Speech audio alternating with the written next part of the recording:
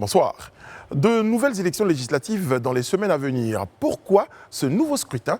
Quelles sont les circonscriptions concernées? Les réponses dans le Live Actu. Comme tous les jeudis, la suite de l'émission sera consacrée au décryptage. Le journaliste Élisée Bolougbe sera aux côtés de nos experts maison, André Bois, Alain Toussaint et Ryan Assi pour passer au peigne fin l'actualité de la semaine. La charte d'éthique adoptée hier par le Conseil des ministres, la normalisation de l'Africa Sport national, les actes de décrispation de la situation sociopolitique posée par le gouvernement, tous ces éléments seront soigneusement analysés dans quelques instants sur notre plateau. Et pour bien finir cette semaine, Mike Danon viendra nous gratifier d'un point de stress en toute fin d'émission. Ici, vous le savez, on analyse, on débat, on décrypte l'information, comme vous l'avez toujours souhaité. Bienvenue dans notre Live Talk.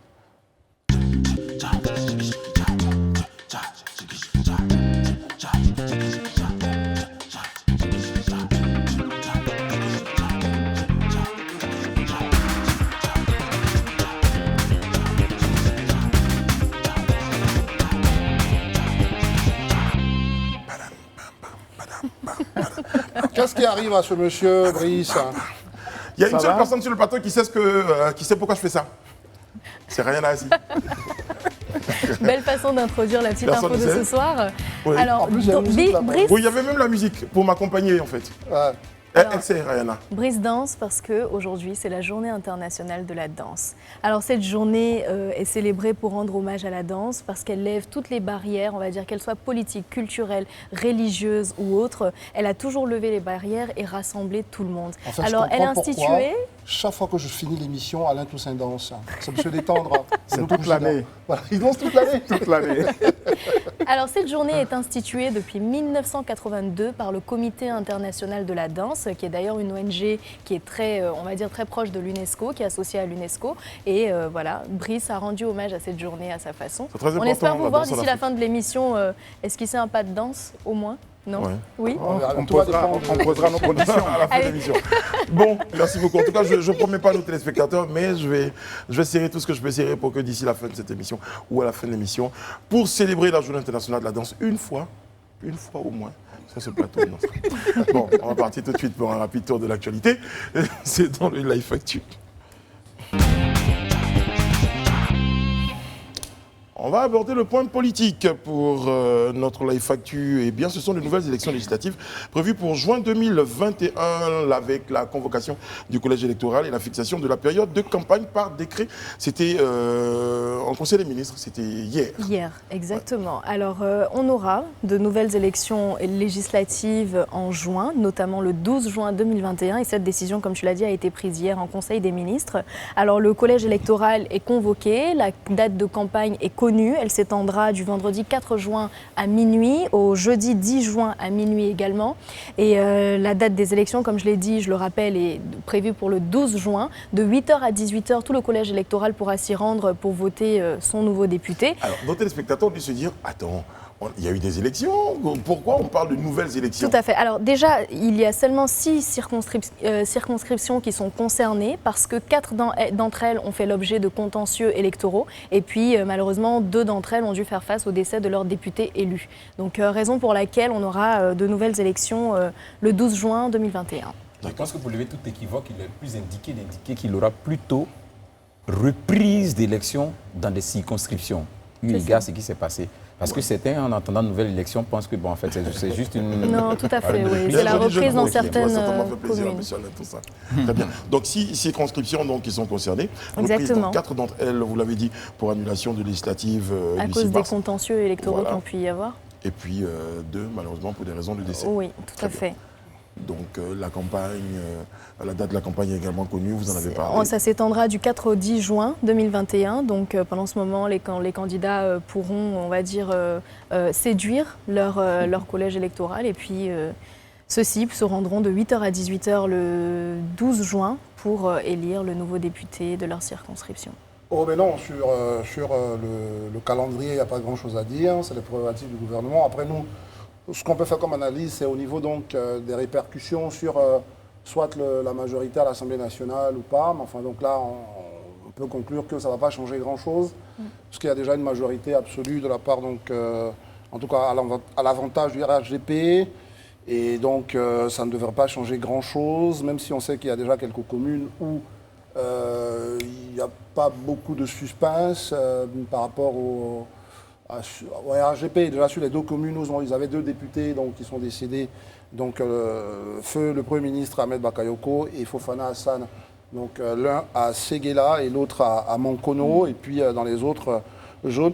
Mais en plus, ce qui est intéressant aussi, là, il faut noter que l'autre analyse que je fais, je laisse la parole, c'est que on se retrouve dans 4 circonscriptions. Il faut reprendre les élections simplement parce que le juge électoral a dit là, il y a un problème. Donc, voyez-vous, il faut que l'ensemble justement des compétiteurs, des politiques, comme l'ensemble des observateurs et de nos concitoyens comprennent que le jeu électoral, il est assez clair. Hein. Vous allez aux élections, s'il y a des problèmes, il y a quelqu'un qui tranche en disant, sur la base des preuves des uns et des autres, que ces élections doivent être reprises ou celui qui a gagné a vraiment gagné. Donc aujourd'hui, là, on reprend les élections parce qu'il y a quelqu'un qui avait contesté. Donc c'est vive la démocratie en un mot, quoi. On a envie de dire, effectivement. Alain Toussaint. On dit surtout vive le Conseil constitutionnel. Bon. Voilà, c'est lui qui a décidé justement que ces élections-là soient reprises. Je pense qu'on y verra un peu plus clair. Mais les textes existent. Hein. Il faut dire qu'en cas de, oui, de contestation, en cas de décès du candidat, il y a cette possibilité. Oui, bien sûr. C'est-à-dire que le Conseil constitutionnel a examiné les différents recours et a décidé que ces élections soient reprises. Je pense qu'il n'y a vraiment pas très bien. Débat. Merci beaucoup Anna pour cette information que vous nous donnez. Et c'est avec elle là qu'on bascule tout de suite pour notre séance de décryptage.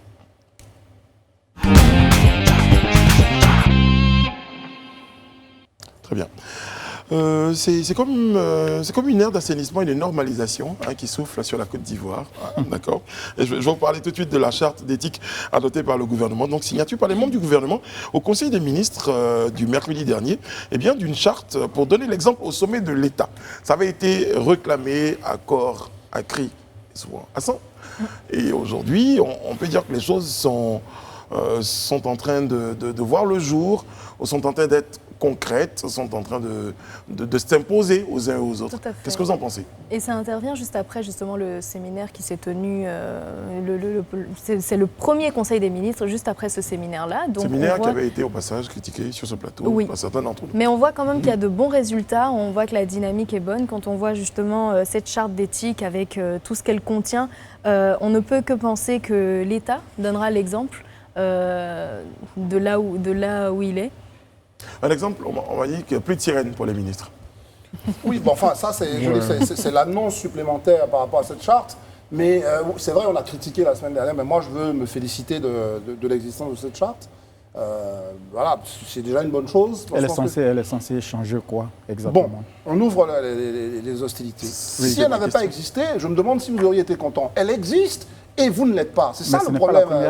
Il me semble qu'une charte similaire avait déjà été évoquée il y a quelques années, lorsque le président Ouattara est arrivé au pouvoir. Je pense que ce qu'il faut saluer, c'est justement l'initiative. C'est l'initiative qu'il faut saluer. Non, mais je demande, c'est quoi le but?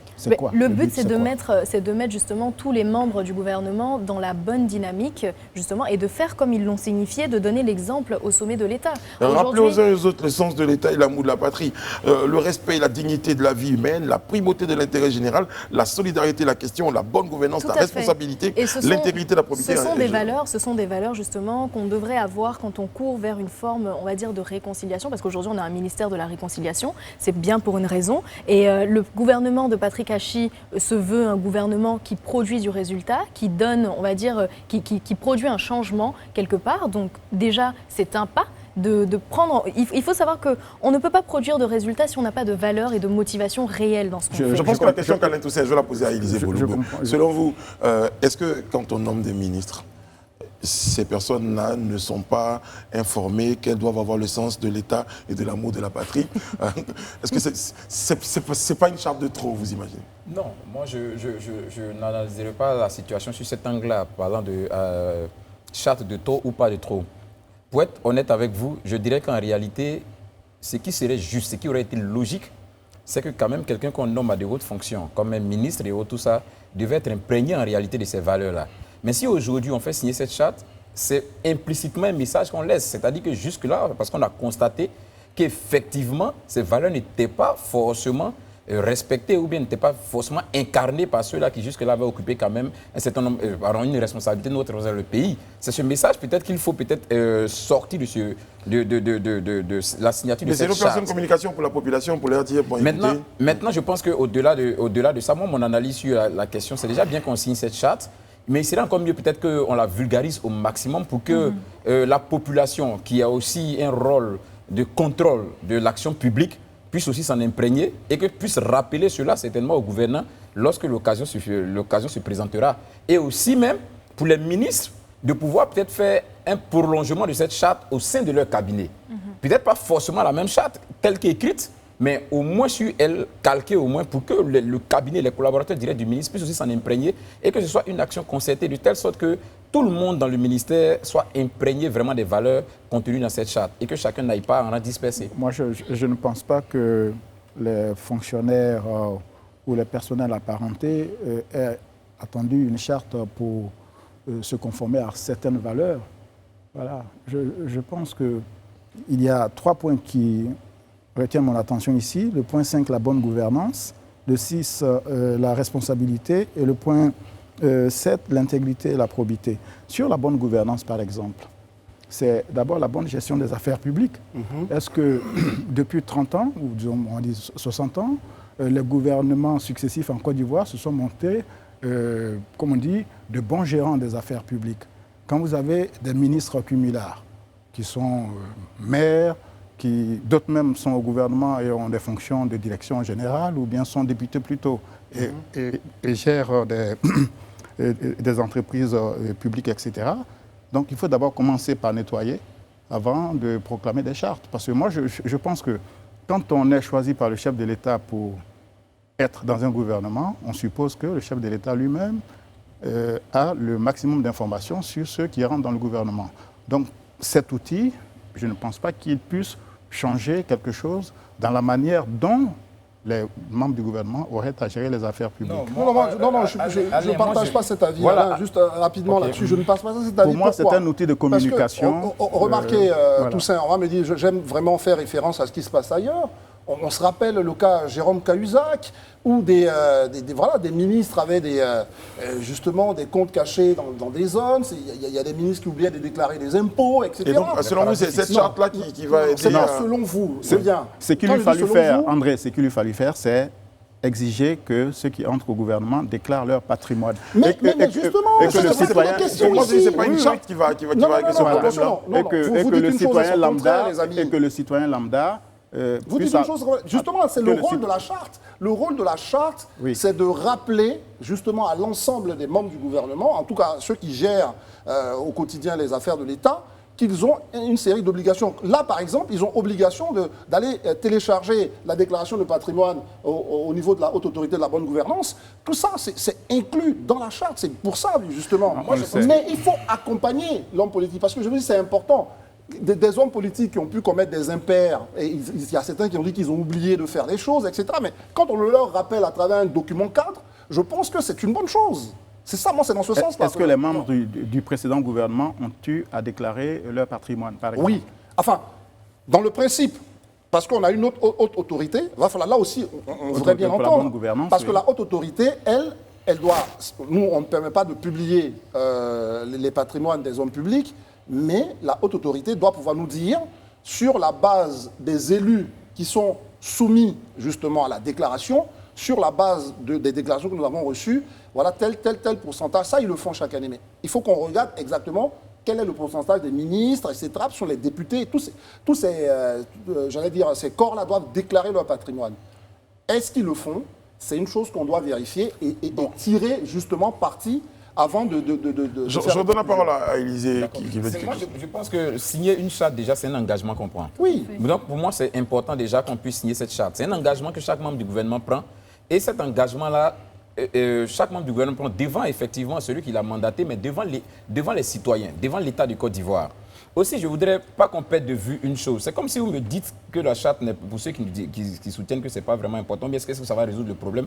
Je voudrais vous ramener peut-être à la même question. Quand on veut, par exemple, faire les élections et qu'on décide de faire une charte de bonne conduite, Alors que logiquement, on sait que les élections, chacun doit pouvoir être en mesure de respecter les résultats et autres. Tout le monde prend la charte ici. Oui, mais cela n'évite pas qu'on ait souvent des violences. Mais est-ce que parce qu'il y a eu des violences que ça a été mauvais qu'on ait signé la charte? Non, je ne pense pas que ça n'a pas la même portée parce que la charte ici s'apparenterait à une sorte de serment qu'on prêterait. Oui. Ou alors on fait le choix de dire que ceux qui sont nommés au gouvernement vont devant le Parlement et ils prêtent serment où ils s'engagent sur un certain nombre d'éléments qui figurent dans cette charte.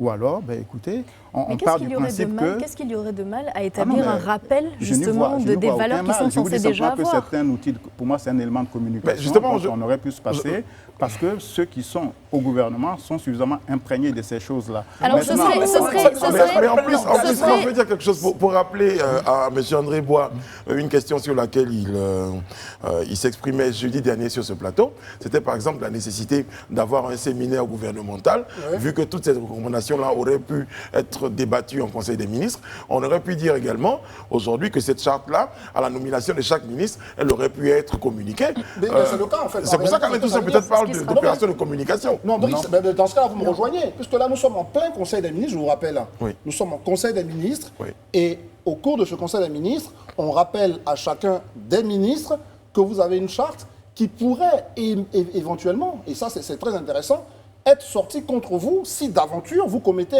un impair. Je pense que c'est ça aussi. Mais permettez-moi de vous poser une question. Sinon, qu'est-ce qu'on dit à un ministre quand on lui donne sa lettre de nomination? On lui dit quoi?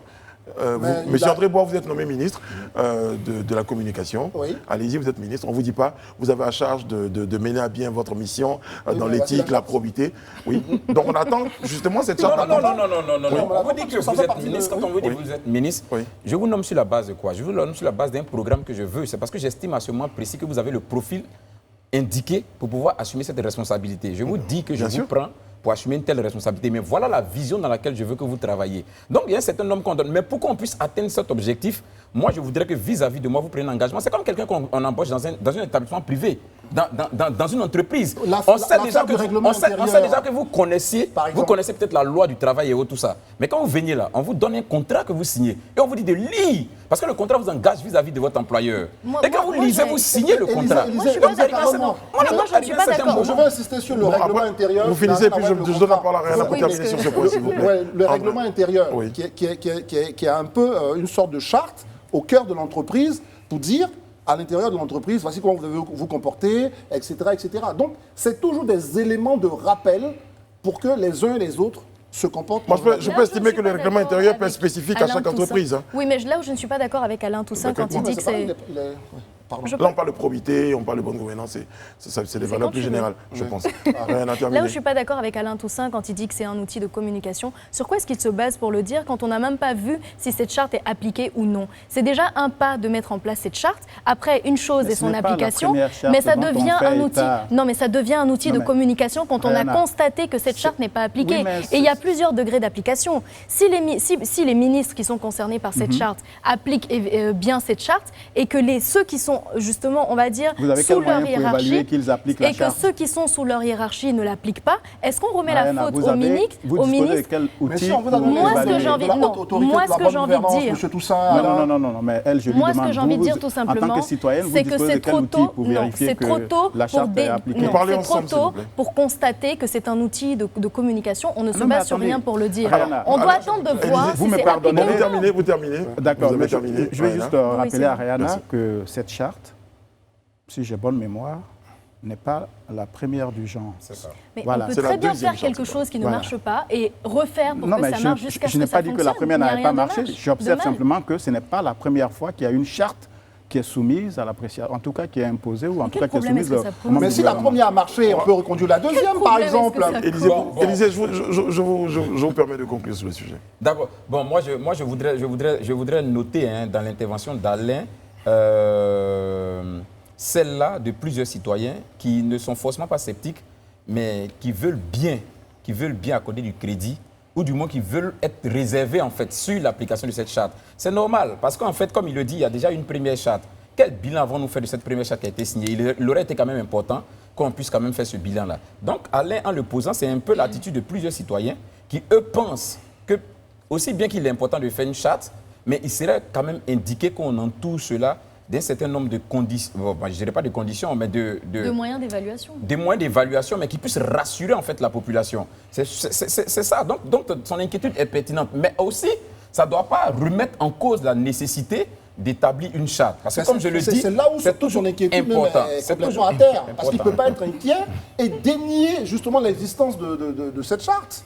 Il ne veut même pas que la charte existe. Parce qu'il dit dans sa tête, il y a eu une charte, il y a une première charte. On ne va pas dire que tous ceux qui ont signé la charte se sont bien comportés, sauf qu'on n'a pas vu des personnes, des ministres qui ont peut-être été sanctionnés parce qu'ils n'ont pas respecté les points de la charte. Et on nous envoie une deuxième charte. Alors, lui, il a le droit de se poser la question. Spécialiste des questions. Vous connaissez un ministre qui a donné la preuve qu'il n'avait pas le sens de l'État ou l'amour de la patrie dans les anciens gouvernements? Mais justement parce qu'on n'a pas eu l'évaluation de ça, c'est ce qu'il dit. Ah ben écoutez, aujourd'hui, la seule personne qui peut évaluer, c'est celui qui reconduit la charte. Et s'il reconduit la charte, sans doute que ça fonctionne. Effectivement. Ok, bon, écoutez, dans tous les cas, elle existe cette charte. on va regarder et puis on va estimer qu'elle va apporter quelque chose à la démocratie dans notre pays. Voilà. On va passer à notre point, messieurs, c'est le point concernant l'Africa Sport. Et nous sommes en sport, par décision donc, datant du 27 avril 2021. C'est le comité de normalisation de la Fédération ivoirienne de football qui a mis sous normalisation l'Africa Sport d'Abidjan, section football. Elle fait suite, cette décision-là, Rihanna, à de nombreuses tensions, justement, qu'il y a eu au sein de ce club. Des tensions qui datent de pas mal de temps quand même, hein, quand on sait qu'au sein de ce club, on a 2 gouvernances. Et on a vu... Bicéphalisme. et qui se répercutent d'ailleurs maintenant sur l'état d'esprit des joueurs même. On a vu cette banderole qui avait été brandie justement pour alerter les dirigeants de ce club sur l'état d'esprit des joueurs juste au match dernier qui s'est tenu au stade Robert Champroux de Marcory. Donc je veux dire, cette décision est bienvenue dans le sens où elle permettra de mettre en ordre les choses. Il faut rappeler quand même les missions de ce comité de normalisation qui est de gérer les affaires courantes, mais aussi mettre en place un nouveau comité électoral qui permettrait d'organiser dans les prochains délais de nouvelles élections pour élire justement la tête de ce nouveau. Moi, la question que j'allais poser à mes amis autour de cette table, c'est pensez-vous que cette décision fera du bien à l'Africa Sport? Moi, avant qu'on ne réponde même à cette question, fera du bien ou non à l'Africa Sport, moi, hier, quand j'ai lu le communiqué, je me suis posé quelques questions. Est-ce que le comité de normalisation a compétence pour mettre sur normalisation de l'Africa? Oui, ça, je vous réponds tout de suite, sans réfléchir. Oui. Donc, nous, on avait la réponse à la question, c'est pourquoi on a posé la question, fera-t-elle du bien? D'accord, ok. D'accord. Et parce qu'en fait, moi, j'ai pas la question. Pourquoi vous êtes posé la question? Parce qu'en fait, je me suis référé un temps soit peu à la mission qui était confiée au comité de normalisation. Lorsqu'on a mis la FIF sous normalisation, ils ont dit, ou du moins on a énuméré les missions qui étaient assignées au comité de normalisation. Et dans les missions, à moins que je n'ai mal lu, à aucun moment je ne voyais la possibilité pour le comité de normalisation de s'ingérer dans une affaire privée d'un club. Là, je ne voyais pas. Ce que j'avais vu, en tout cas que j'avais lu, il était question de revoir les tests de la fédération, aller à une assemblée générale pour permettre à la fédération de retrouver sa normalité. C'est ce que j'ai vu en fait. Donc c'est pourquoi je dis, je n'ai pas vu, c'est pourquoi je me posais la question. Est-ce qu'en réalité, le comité de normalisation a compétence de mettre sous normalisation l'Africa? Maintenant, quand vous me répondez oui, ok, d'accord. Lorsqu'on met en place un comité de normalisation, parmi ses missions, il figure justement la gestion des affaires courantes. Il faut savoir que l'Africa Sport fait partie justement de la FIF. Donc s'il y a un problème à l'Africa Sport, on va dire qu'il faut savoir que bientôt, il y aura peut-être une élection pour élire justement le nouveau président de la FIF. Et donc, si un club souffre et qu'il n'est pas assez uni, ça reste quand même un mal dans l'organisation de la FIF. Il y a un problème de bicéphalisme, donc par exemple, alors qu'on a besoin d'où le sens justement de cette décision, parce que qui dit arranger les problèmes de la FIF, dit arranger les problèmes des clubs justement qui sont sous la responsabilité de la FIF. Oui, mais vraiment, j'ai dit à Élysée oui, mais je commence à être moi-même un tout petit peu nuancé. Pourquoi? Parce qu'en réalité, est-ce que le comité de normalisation récupère tous les effets, j'allais dire, juridiques de la fédération ou du bureau exécutif de la fédération? Dans les textes de la fédération, effectivement, en temps normal, s'il y a une FIF avec un bureau exécutif, peut mettre sous normalisation un club. Ça, c'est clair. Donc, on considère qu'il récupère tous les effets juridiques. Mais la question qui se pose, et c'est ce qui est intéressant, il se trouve que le comité de normalisation est censé organiser le football de sorte à aboutir à l'élection d'un président. Alors, s'ils doivent mettre sous normalisation eux-mêmes un club, sachant que les clubs doivent élire le président, on peut se poser la question de savoir est-ce qu'ils n'auront pas un intérêt à choisir eux-mêmes un président, à s'organiser. Il peut y avoir un doute sur cette pratique. Après, c'est sur l'intention. C'est sur l'intention. Mais pourquoi je le dis? Parce qu'en fait, en réalité, il n'y a pas de bicéphalisme à l'Africa Sport. Je vous explique. Il y a Vagba qui est le président de l'Africa Sport, qui est un club omnisport. Et il y a Antoine Bailly qui est président de la section football. Ils le savent, c'est comme ça. Et ça c'est la réalité. Il se trouve qu'il y a des décisions que Antoine Bailly peut prendre en tant que président de la section football qui n'agréent pas le président de l'Africa Sport, qui est Vagba. Et donc, évidemment, on peut parler de bicéphalisme à ce moment-là, puisque les décisions se tirent justement au niveau... Absolument, ça crée une crise au niveau de la section football de l'Africa Sport. Mais le président de l'Africa Sport est connu comme Vagba, puisque c'est lui qui est le président du club omnisport de l'Africa. Donc là, en l'occurrence... Est-ce que sa compétence n'a pas été remise en question par... Parce que ce que je vous explique, la crise est partie d'où? Les supporters ont remis en cause la présence du secrétaire général. Attention, le secrétaire général de l'Africa Sport qui a été choisi par les deux présidents. C'est-à-dire que les supporters ont attaqué ce dernier et lui ont interdit d'avoir accès au stade. Donc en réalité, ce n'est pas contre la présidence de Vagba ou d'Antoine Bailly. Il conteste simplement le président du club, comme les Lyonnais pourraient contester un jour dans les tribunes au LAS, ou les Parisiens pourraient contester Nasser Al-Khelaifi. Donc voilà, pour moi, je m'interroge un peu comme je peux juste... oui, Alain Toussaint. Je ne suis pas un spécialiste de l'Africa. Je vois que André maîtrise les détails de ce dossier. Vous êtes supporter de l'Africa. Quoi qu'il était un mimo. Non, supporter de la SEC, bien sûr. Bon, moi, le club le plus populaire. Moi, c'est le Stella. On est un peu plus modeste. Je ne me réjouis pas totalement de ce qui arrive à l'Africa. Bon, alors, je suis supporter de la SEC. Ce que je voulais simplement observer, c'est que la normalisation d'un club, c'est-à-dire la reprise en main du club par la fédération, me semble tout à fait normale. C'est ça. Vous avez parfois... Par le comité de normalisation de la fédération. Mais qui incarne la fédération. Qui incarne la fédération aujourd'hui. Et vous observez souvent, dans le monde des affaires, une entreprise qui est placée sous l'administration judiciaire. Ben, c'est exactement la même chose. Le parallèle est intéressant. Voilà. Ben, si. C'est la même chose pour parvenir à, en tout cas, l'image correspond bien à celle de l'Africa actuellement. Et vous connaissez mes réserves vis-à-vis de ce fameux comité de normalisation qui a été imposé par la FIFA et qui a choisi une dame. Bon, voilà. L'Africa, ça fait des années que ce club souffre, qu'il a des problèmes.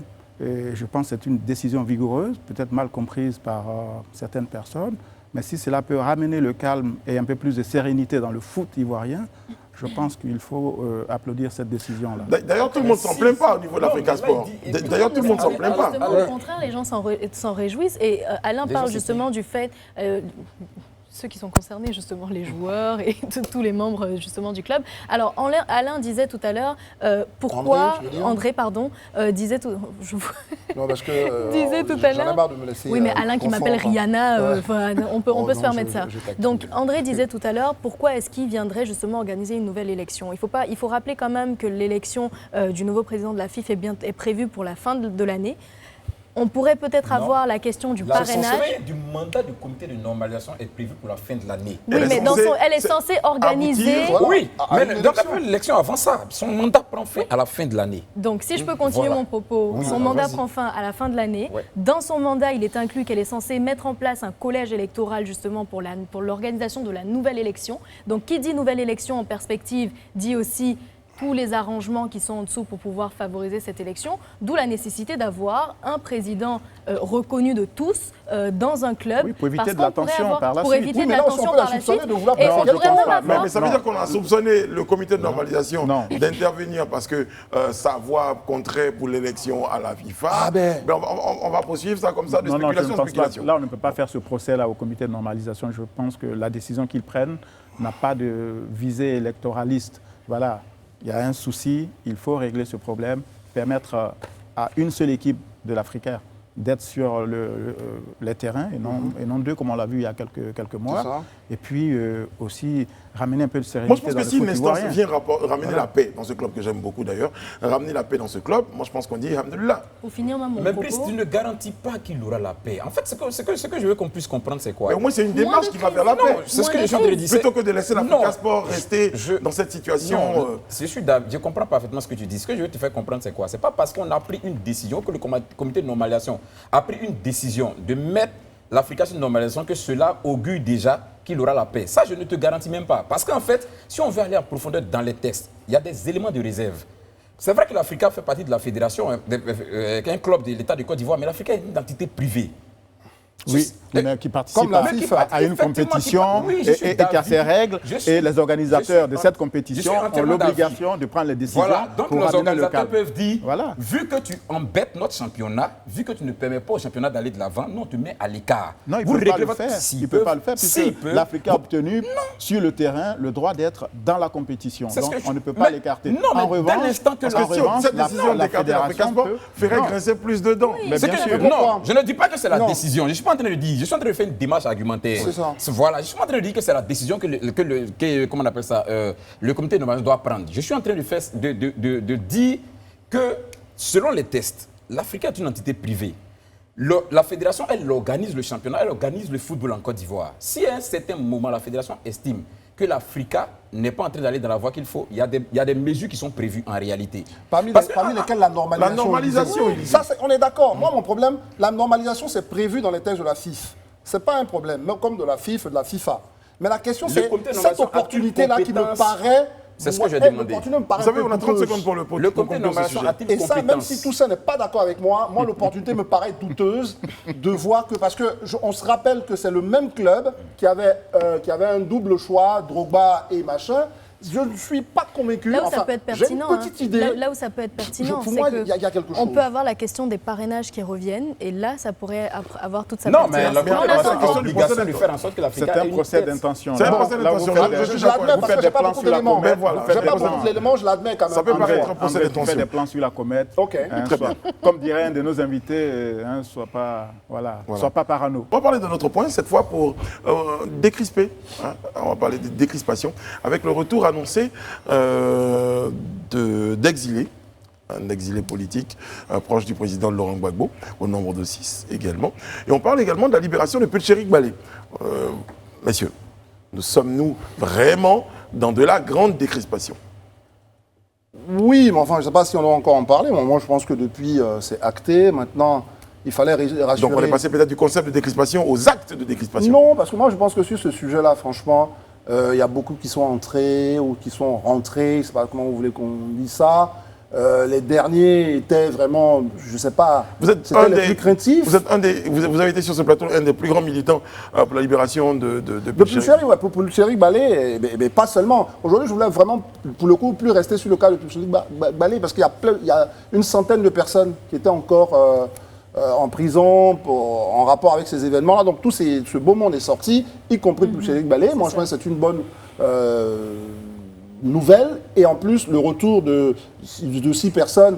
Moi, que tous ceux qui sont à l'étranger, qui pensent qu'il y a des raisons de crainte pour leur vie, ou tout ça, s'adresse aux autorités compétentes, en l'occurrence ici le HCR ou d'autres organismes comme ça, pour rentrer, pour avoir la garantie que leur retour va se faire, je vais dire, convenablement. Et bon, je pense que c'est ce qui s'est passé là, parce que le HCR est au cœur de ce retour-là. Alors, il s'agit de 6 personnes sur les 6340 Ivoiriens qui sont exilés au Ghana. Et le retour de ces 6 personnalités est le résultat d'une coopération, enfin du travail d'abord du ministère des Affaires étrangères, qui a coordonné l'opération avec le HCR Côte d'Ivoire et le HCR Ghana. Ce que je voulais observer, c'est que dans la liste, il y a des personnalités politiques comme Justin Katina Koné, Adia Damana Pikas, qui peuvent rentrer. Pourquoi? Parce qu'en août 2018, le 6 août exactement 2018, le président Ouattara a signé une ordonnance d'amnistie qui concernait les événements post-électoraux de 2010. C'est ça. Et qui permettait à ces personnes concernées notamment M. Kone Katina et M. Damana Pikaz de rentrer en Côte d'Ivoire. C'est ce qui a permis de... Voilà, que celle qui était, voilà, Simone Gbagbo était donc sortie. Donc, c'est aussi, comme on dit, la suite de la politique de réconciliation. Parce que la réconciliation, je le dis sincèrement, ce n'est pas lorsqu'un opposant rentre au gouvernement. C'est ça. Ou lorsqu'un des leurs est nommé DG d'une société d'État. La réconciliation, c'est de part et d'autre. Que ceux à qui la main est tendue acceptent de la saisir et de ne pas trouver un énième argument pour ne pas revenir en Côte d'Ivoire. Parce que tout le monde est conscient des conditions de vie extrêmement difficiles que connaissent nos compatriotes au Ghana. Et moi, je voudrais féliciter le gouvernement pour ce pas, pour ce geste important. Et puis, récemment, le président Ouattara a dit que l'État ivoirien prenant en charge les frais de retour du président Gbagbo, sa famille, etc. Donc, qui peut le plus, peut le moins. Et donc, demander à l'État ivoirien de faire en sorte de mettre en œuvre tous les moyens pour que nos compatriotes, donc les 6300 et quelques qui sont encore au Ghana, reviennent au pays. Ensuite se posera la question de leur insertion dans la société. Aujourd'hui, les 6300 sont encore au Ghana. 6340, donc moins les 6, oui. Ça va faire 6334 environ, sont au Ghana selon les chiffres du ministère des Affaires étrangères. D'accord. Et donc il y a encore un travail important, il faut qu'ils reviennent. Moi j'ai été par 2 fois au Ghana, j'ai vu, ce n'est pas facile. Voilà, il faut qu'ils reviennent chez eux avec la garantie que leur sécurité est assurée et que maintenant des enfants sont nés là-bas. Voilà, qu'ils reviennent dans leur pays d'origine et qu'ils puissent réintégrer la société, la communauté ivoirienne. Élisée Bourguiba, vous avez l'impression que c'est un petit test pour préparer le retour du président Laurent Gbagbo? On en voit 6 pour voir comment ils vont être traités, comment les choses vont se faire, comment ils vont être pris en charge? Non, je ne pense pas que ce soit un test. Je ne le dirai pas ainsi.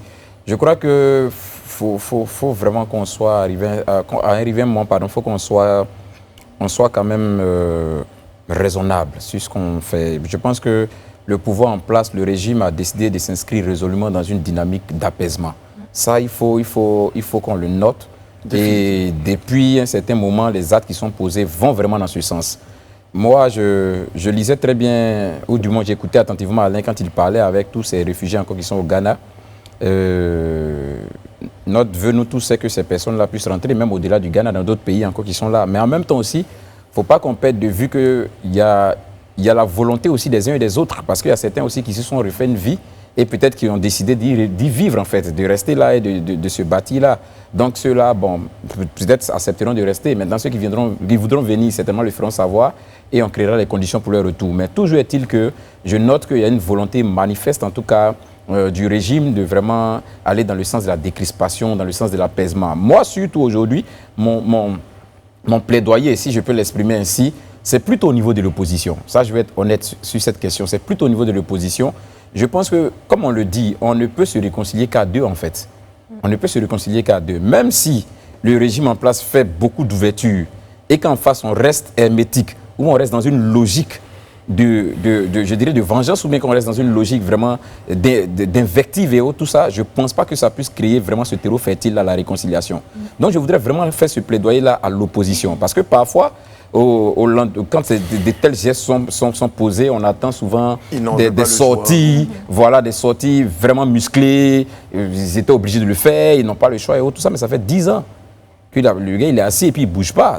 Donc arrivé à un certain moment, il faut quand même faire un peu profil bas, et puis comprendre qu'on doit tous aller dans une dynamique de réconciliation et de paix. Et c'est pourquoi, ça, je l'ai pris à mon compte, les propos de Charles Blé Goudé, quand on écoutait la dernière fois dans son interview, qui disait qu'il sort de vraiment la logique du face-à-ce pour celle du côte-à-côte. Je crois que vraiment cette phrase-là doit faire émule auprès de tout le monde, en fait. Très bien. Oui, enfin, si je dois dire une chose, c'est que rappelez-vous qu'on se posait la question ici de savoir... puisqu'on n'évoquait pas la condamnation des 20 ans de Gbagbo ici dans le procès du casse de la BCEAO, est-ce qu'il n'y avait pas un piège? Mais là, aujourd'hui, on a une réponse. Parce que l'un des co-accusés, c'est Justin Kone Katina.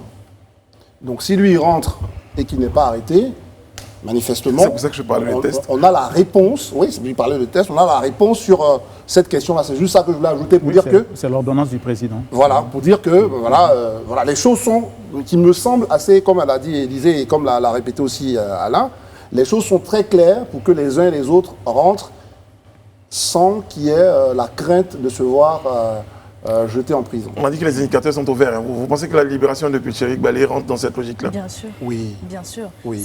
Ce sont des événements qui ne coïncident pas simplement. On sait bien que ça suit la suite logique des choses, comme il le disait tout à l'heure. C'est une vraie volonté du gouvernement de vouloir, justement, comme tu le dis, décrisper. Et ça se voit dans toutes ces actions. Je veux dire, c'est 6 personnes, effectivement, sur 6334, c'est ça 340 qui reviennent. Donc c'est déjà un pas qui est fait. Et bien sûr, je pense que ce gouvernement-là qui est en train de mettre en place toutes ces actions justement pour aller dans le sens de cette décrispation, saura mettre aussi les moyens justement pour aller, on va dire, au bout de son initiative. Donc je veux dire, le retour de Laurent Gbagbo, ces passeports qui ont été donnés, la libération de Pulcherik et d'une 50aine d'autres détenus pour la même cause, et puis le retour de 6 exilés, c'est déjà des indicateurs qui montrent qu'on marche vers une vraie décrispation.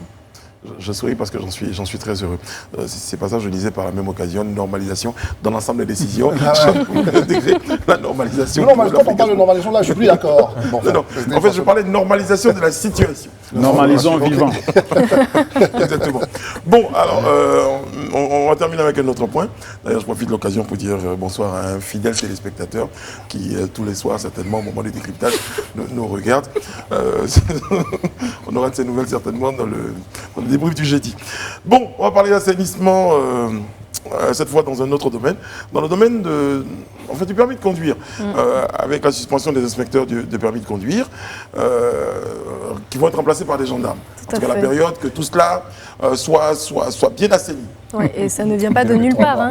Ça ne vient pas de nulle part. Hein. Cette décision, on a vu tous ces accidents qui se sont baladés sur la toile, tous ces accidents qu'on a pu entendre, qui ont fait pas mal de dégâts, des pertes en vie humaine. Et ce sont des accidents graves qui sont parfois causés par soit de l'imprudence, du manque de courtoisie, ou encore même, je veux dire, toutes les dispositions qui ne sont pas mises en place pour que les conducteurs soient des conducteurs responsables, dont l'obtention du permis de conduire, qui est ce qu'on appelle une forme de formation. Donc quand on voit par exemple que des professionnels n'ont pas les compétences qu'il faut, c'est qu'il y a une erreur au niveau de la formation, et c'est ce que le ministère des Transports a compris pour mettre en place justement pour prendre justement. Et donc aujourd'hui, ce qui sera fait, c'est justement sur cette période de 3 mois, ce ne sont plus les inspecteurs justement qu'on avait l'habitude de voir qui seront à charge de la délivrance de ce permis-là, mais ce seront les agents de la gendarmerie eux-mêmes sur une période de 3 mois, le temps justement de normaliser, puisque c'est le terme du soir, normaliser justement tout le processus d'obtention du permis de conduire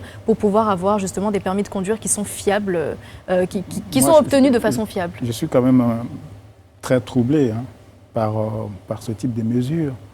Lorsque des élèves, des candidats au bac échouent à l'examen de fin d'année et qu'on a flirté en Côte d'Ivoire avec des taux de 20% de réussite, a-t-on suspendu les inspecteurs d'éducation nationale, les professeurs et autres?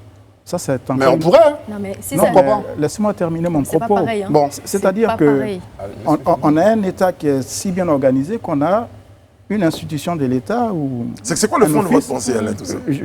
J'arrive. Qui s'appelle l'OSER, Office de la sécurité routière. Donc c'est d'abord, vous avez dit éducation, sensibilisation, information. Parce que vous suspendez des inspecteurs, ou comment vous les appelez? Les inspecteurs, oui. Voilà, d'auto-école. Sur la base de quoi? Parce qu'ils auraient commis des fautes. Lesquelles? Auraient-ils vendu des permis de conduire? Parce qu'effectivement, quand on voit dans la circulation à Abidjan, on a l'impression que beaucoup ont obtenu leur permis dans une pochette surprise. Mais bon, toujours est-il qu'ils sont détenteurs de ce permis-là. Sur la base de quoi suspendrait-on ces personnes-là? D'autant que j'ai vu une décision, je ne l'ai pas là, je la cherchais tout à l'heure, où un inspecteur suspendu le lundi a été réintégré le lendemain par un communiqué qui dit qu'on annule sa suspension. Donc ça veut dire que tout ça n'est quand même pas suffisamment clair. Je pense qu'il faut sensibiliser, éduquer, parce qu'effectivement, on a connu en 5, 6 ou 8 semaines des dizaines de morts sur la route ivoirienne. Et la décision Je peux? De suspendre oui, la décision de suspendre les inspecteurs n'est pas forcément celle qui pourra résoudre Alors moi, problème-là. je vais donner la raison justement de cette décision. Elle est basée sur des cas de fraude et de corruption qui ont été constatés. Et ça, c'est nouveau en Côte d'Ivoire. Mais à un moment donné, il faut que ça s'arrête, Alain Toussaint. Il faut que ça s'arrête. Il faut qu'on prenne des décisions. D'accord. Donc, vous suspendez ceux qui ont été corrompus. Est-ce que vous retirez les permis à ceux qui ont payé pour l'obtenir? Malheureusement, non. Bon, voilà. Donc, je veux dire, c'est un processus. Non, soyons clairs. Mais il y a eu des permis qui ont été retirés. Oui, il y a des Combien les permis sont retirés chaque mois. Il y a une commission au ministère du Transport qui décide tout et tout. Combien de permis? Mais après, c'est pas très représentatif. En étant. Non, autour de 500. De 2016 à aujourd'hui. 500. Donc, sans permis, sur une population de 30 millions, 100 permis par an, mais bravo. C'est pas les 30 millions qui conduisent quand même. Non, mais attends, il y a au moins 7 à 8 millions de personnes qui ont le permis. Allez, moi, je voudrais réagir. Comme je le disais à la parole. Je voudrais réagir en fait sur ce que Alain a dit. Mais il y en a qui ont le permis qui ne conduisent pas, soit dit en passant. Oui, en fait, ce que je voudrais noter, je le disais à quelque temps, j'échangeais avec quelqu'un, je disais que, vous savez, en fait, les matières sur lesquelles chaque secteur agit ne sont pas les mêmes. Dès l'instant qu'on rentre dans un domaine où on a pour matière l'homme et la vie de l'homme, je pense que l'attention doit être beaucoup plus mesurée qu'un autre secteur où forcément ce n'est pas la matière. Je m'explique. Ces permis sont retirés, comme elle a dit, pour des cas de fraude.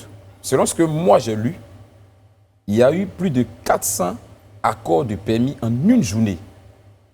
Ce qui a intrigué même le ministre quand il l'a vu. Et tout l'appareil, mais ce n'est pas possible. En une journée, tous ceux qui ont pu être examinés, ils ont été admis. Incroyable. On a trouvé que c'était exorbitant. C'est ce qui même a mis la puce. Est-ce que le ratio par rapport au nombre de permis, par rapport au nombre d'auto-écoles, exact. Je sais pas. Mais c'est ce que je suis en train de dire. On peut imaginer qu'il y a plus de 40 auto-écoles dans le pays. Mais je reviens ici. Si cela interpelle. Je veux que André. Il finit en 10 secondes parce qu'on est en train de terminer sur le sujet, s'il vous plaît. Interpelle, c'est parce que ce n'est pas la norme. Oui, parce que c'est centralisé. Et je pense surtout qu'il y a eu des enquêtes pour pouvoir définir. Non, c'est juste pour le relancer. Ça interpelle justement parce que les examens sont centralisés. Voilà, donc la matière, en fait, c'est ça. Et deuxièmement, je voudrais dire une chose. Moi, je peux me désoler un peu avec Alain que chaque fois, on soit en train de prendre des mesures quand il y a des drames, en fait. Je pense qu'il faut qu'on inverse la donne. Il faut que maintenant, on soit plus prévoyant, qu'on prenne beaucoup plus de dispositions pour éviter qu'on se retrouve dans des situations de drame, en fait. Oui, mais les dispositions sont législatives. Pardon de t'interrompre, mais quand ici, c'est-à-dire qu'aujourd'hui, on a sur une balance, un individu qui peut assassiner une personne est conduit en prison. Un autre au volant de sa voiture, de son bolide, peut créer des drames et peut se retrouver en liberté. Donc, effectivement, on prend les mesures, mais il ne faut pas que ce soit des mesures gadgets. Très bien. Il faut que ce soit par la loi. Je réagis quand même. André, vous avez 15 secondes, vous êtes d'accord? Non, mais je peux avoir 15 secondes parce que le sujet est important. Vas-y. J'avais dit que j'étais d'accord avec tout ça, Alain, mais d'accord pour dire qu'il ne va pas assez loin dans sa critique. Mais parce que vous ne m'avez pas laissé terminer. Non, il ne va pas assez loin. Parce que je pense, on va éviter de s'interrompre. Je finis là-dessus. Il ne va pas assez loin pour dire que c'est vraiment une mesure gadget, parce que c'est vraiment une goutte d'eau dans la mer, l'histoire des inspecteurs. Parce que le vrai problème, que quelqu'un ait piqué son permis dans la poche d'un de ses copains, c'est pas ça le sujet. C'est principal. Le sujet, c'est que qu'est-ce qu'on fait quand on constate sur la route des comportements délictueux. Excusez-moi, les gendarmes qu'on va prendre aujourd'hui, on les aime bien, mais ce sont les mêmes gendarmes et autres policiers qui regardent tous ceux qui roulent en sens interdit sur la voie. Mais je dis, mais attends, on est tous ivoiriens, vous le savez. Le vrai problème, c'est comment on fait? On laisse un camion en surcharge quitter Abidjan, excusez-moi. Traverser tout le pays. C'est tout ça qu'il faut poser. Le vrai problème, c'est vrai, on a dit qu'on est d'accord. Comme on salue tous les chauffeurs de Bakar qui, eux, prennent des sens interdits. Là n'est pas le problème. On ne peut pas créer des voies face aux policiers. On peut faire des opérations coup de poing, la police, avec le ministère du Transport, de vraies opérations coup de poing sur des autoroutes, avec des, comment vous appelez ça, des embouteillages, et d'autres prennent des sens interdits. Si on verbalise 150 personnes, vous allez voir que les choses vont changer. Merci André Bois. Tous les jeudis, nous avons la visite de l'intrépide tonique et tonitruant Mike Danon pour le point de stress, et c'est maintenant qu'il arrive. À ne pas confondre avec le yaourt.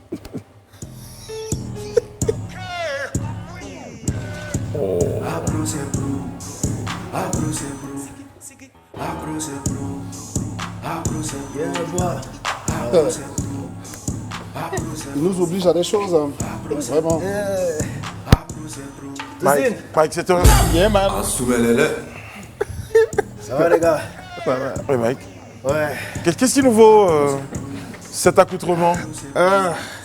C'est... Ouais, c'est bon, coupé.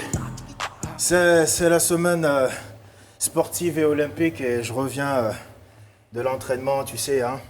Et surtout au ministère des Sports où j'ai de très bonnes nouvelles, mais on en parlera juste après. Très bien. Donc cette semaine a été un peu politico-sportive, hein. Donc au titre du basket, Oui. Bien sûr, après la défaite du FC Une Kalash et 4 Machettes face au camp militaire de Ndotré, le derby livre enfin ses secrets avec des indices surprenants. En effet, un des joueurs a avoué s'être fait recruter avec son frère dans un placalidrome. Ce qui amène les comités politico-sportifs à se poser des questions sur un fait. Il fut un temps où le concept Placali 200 créait des conflits dans la sphère du coupé-décalé. Ouais. Les derniers conflits émanant de la désobéissance civile à Yopougon se sont déroulés autour d'un placalidrome et ont fait émerger la star Placaliman qui aujourd'hui est portée disparue. N'est-il pas temps d'ajouter le Placali sur la liste des causes endogènes de conflits en Côte d'Ivoire? L'idée est lancée, l'enquête suit son cours. Sport automobile. Au titre du rallye gouvernemental national, la décision est tombée ou est en cours de tombement. Le président de la République dit « Il y en a marre des sirènes cortèges en ville. C'est un peu trop de nuisance pour le quotidien des Ivoiriens. » Et là-dessus, le PR a raison et obtient plus 10 sur sa moyenne avec le compliment des sponsors officiels. Parce que, 1, c'est vrai. 2, c'est vraiment très agaçant. En plus, il y a les gardes du corps qui te font. Et tu comprends pas. Et tu sais pas qui est dedans. C'est tellement vrai. Tu sais pas si c'est le ministre qui va au travail à 11h, si c'est sa femme qui va superviser ses terrains, ou si c'est sa masseuse qui va acheter huile d'aloe vera pour faire pousser le champignon. Donc, c'est fait. Le président a parlé. À partir d'aujourd'hui, si un cortège fait sirène à côté de vous, et c'est valable pour vous qui êtes là, vous descendez du véhicule et vous dites « Donnez les clés, donnez les clés ». Voilà, le président a parlé. Art martial. Afin de renforcer la délégation d'arts martiaux au JO et grâce aux tractations gouvernementales, l'équipe de Jiu-Jitsu LMP, mise au vert au Ghana depuis avril 2011, débarque enfin à Abidjan. Avec à sa tête Kone Katina, Damana Pikas et Koudou Jeannette. C'est une très bonne nouvelle pour leur club, mais surtout un signal fort pour la réconciliation sportive made in Côte d'Ivoire. Dans la catégorie MMA, et surtout MMA verbal, c'est une déclaration surprenante de sa championne ivoirienne, toutes catégories confondues, Tina Glamour, a.k.a. Logbo Valentine, la génitrice de Didier, la grand-mère de la Chine qui est apparue sur la toile. Cette annonce en vue de trouver le prince charmant de la Mamadi. Je suis choqué. Où sont les vrais gars de la Madri? La Madri doit se marier, ou bien le Daichi le voulait, laissez mes narines en paix. Alors, mes Chinois, décidez le mariage ou pas. Je vous adore. Donc, face à cette annonce, mon cher Brice qui vient du cœur, il est possible qu'un speed dating soit organisé dans les prochaines semaines. Donc, si vous êtes jeune, beau, grand, un peu métis, bon, c'est facultatif, mais important, vous avez intérêt à vous pointer de peur d'être transformé en aile des pigeons. C'est pas gentil, ça, c'est pas gentil, Mike. Athlétisme, marathon judiciaire. C'est hier que le maillot jaune militante des droits de l'homme, Pulcherik Balé, a franchi la ligne d'arrivée. Après 8 mois et 14 jours de marathon, une victoire saluée par ses fans et ses amis. Va-t-elle raccrocher les crampons ou continuer le marathon? L'avenir nous le dira. Football enfin. Cette semaine, ce sont les femmes qui ont marqué la sphère footballistique avec le coup franc double volé de l'actuel CR7 de la FIF, à savoir la très sereine Dao Gabala. Une action inédite mais très professionnelle qui a fait tomber 2 têtes à l'Africa Sport et a fait couler du sang sur le gazon avec la mise au frigo de 2 dirigeants, Bailly, Vagba, enfin ça dépend, Vagba ou Bailly. Bon, en fait, on ne sait pas si c'est Vagba qui est Bailly ou bien si c'est Bailly qui a Bailly Vagba. Bref, les 2 sont au frigo. Après la semaine, de l'autre côté de football, après la semaine, bisous, anniversaire, Georgette Eto'o a enfin décidé de prendre en main la santé physique de l'international Samuel Eto'o. Ainsi, on a pu les voir en plein footing dans les rues d'Abidjan et rien n'a été négligé. Il y a même été commis un chien caniche pour sa sécurité. Voilà. Donc attention, il n'y a pas que dans les pubs inachevées qu'il y a des morsures. Et à ce propos, comme je t'ai dit, je reviens du ministère des Sports et j'ai de très bonnes nouvelles pour notre fédération de sportifs de la communication. Ah, ça c'est très bien ça. Qu'est-ce que vous nous ramenez, Mike? Qu'est-ce que vous nous ramenez? Ah là là là là là là. Donc, ma chère Ayana Assi, veuillez avancer s'il vous plaît. Avec plaisir. Pourquoi vous avez choisi Rayana? Moi je suis là, je suis un sportif reconnu, tout le monde sait. Brice, j'ai peur. Donc, vous êtes recruté pour les JO. Ok. Voilà. Voilà. Ah, je n'arrive pas à... C'est un signe. Voilà, non, vous devez aller aux JO. Ok. Voilà. Ah, vous êtes très joli en kimono, Rayana. Vous êtes très très joli en kimono. Voilà, petit modèle, ceinture jaune. Voilà. En fonction du modèle, c'est ça. L'État de Côte d'Ivoire vous alloue un budget de Rayana Assi, Rayana Assi, Rayana Assi. Rayana Assi, Rayana Assi, Rayana Assi. Désolé. En fait, il y a beaucoup d'enveloppes. Brice, il y a beaucoup d'enveloppes. Il y a beaucoup d'enveloppes, Rayana on sait Assi, jamais. l'État de Côte d'Ivoire vous octroie une enveloppe de 20 millions. Voilà. 20 millions. Voilà, vous pouvez voir dedans pour plus de transparence. 20 millions. Allez-y. Congolais ou... Voilà, vous pouvez le présenter au public pour plus de transparence. Voilà, vous pouvez le présenter. Vous pouvez le présenter. C'est 20 millions de Sans quoi? problème. C'est ça. Voilà, 20 CFA millions. ou, On a la juste devise? retiré les impôts, le taxe d'équipement, et puis bon. Ouais, c'était Voilà. Initialement 20 millions. Alors, Bon, je vous rejoins, Mike. oui, venez. Brissano, envoyez l'équipement de Brissano, s'il vous plaît. Parce qu'on est en train de conclure, donc du coup, il va Conclusez. falloir... Conclusez. Mais Mike, ça rentrera pas. Je vous promets que ça rentrera pas. Faut concluser. Bon, c'est avec cette tenue-là que je suis en train de conclure cette émission. Pour dire que ça a été un vrai bonheur. Ton argent? Mon argent? Oui. D'accord. Avec mon argent, 15 millions. 15 millions. Alain Merci, Toussaint Mike. 10 millions. Bien. Merci beaucoup. Bon, ok. Élisée Bolobé. 5 millions. Viens. André Bois. 7 millions. Viens. millions, Bon, on va conclure. 7 millions. 7 millions quand même. André, par ici. Ouais, 7 millions. Donc moi, je ferai la préparation à Djamé. J'ai complété ton Bon, argent. c'est avec tous ces montants qu'on va dire au revoir à Mike Danon. Merci beaucoup, Mike. On a été très heureux d'être en votre compagnie. On vous retrouve lundi pour un autre numéro du Live Talk. Prenez soin de vous et des autres et que Dieu veille sur vous, que Dieu veille sur la Côte d'Ivoire. Merci.